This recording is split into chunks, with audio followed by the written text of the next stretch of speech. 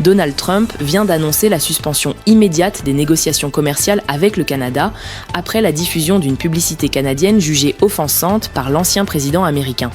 Le spot, diffusé pendant la Série mondiale de baseball, reprenait un discours de Ronald Reagan critiquant les politiques protectionnistes sous le slogan « Les tarifs détruisent plus d'emplois qu'ils n'en créent ». Une phrase qui a suffi à provoquer la colère de Trump, qui a dénoncé un acte hostile de la part d'Ottawa et accusé le Canada d'ingérence dans la politique américaine. En représailles, Trump a ordonné une hausse de 10% des tarifs douaniers sur les produits en provenance du Canada, notamment sur l'aluminium, l'acier et les véhicules.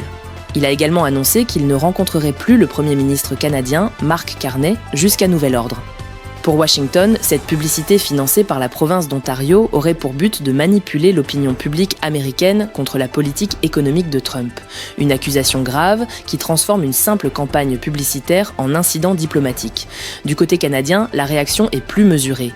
Mark Carney a déclaré que le Canada restait ouvert au dialogue et qu'il n'avait jamais été question d'ingérence politique. Il rappelle que les liens économiques entre les deux pays reposent sur des décennies de coopération et que la hausse des tarifs risque de nuire aux travailleurs des deux côtés de la frontière.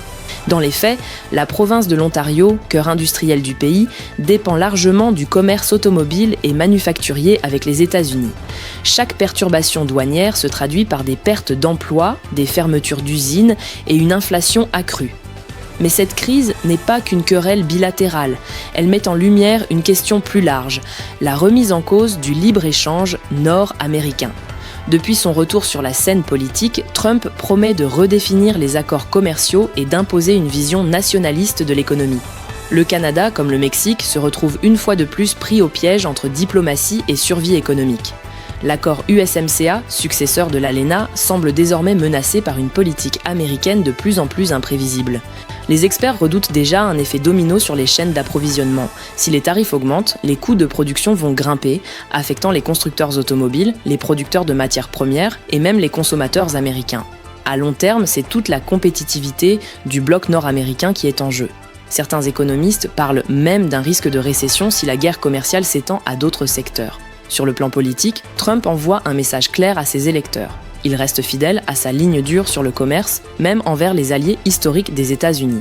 En utilisant l'image de Reagan, symbole du conservatisme américain, le Canada a involontairement ravivé une sensibilité politique que Trump exploite habilement à l'approche des élections.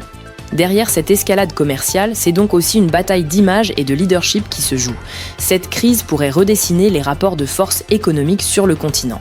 Les entreprises canadiennes craignent de lourdes pertes, tandis que les partenaires de Washington observent avec inquiétude la montée du protectionnisme américain. Le climat s'alourdit et la diplomatie économique nord-américaine traverse sans doute l'une de ses plus grandes épreuves depuis des décennies. Et vous, qu'en pensez-vous ?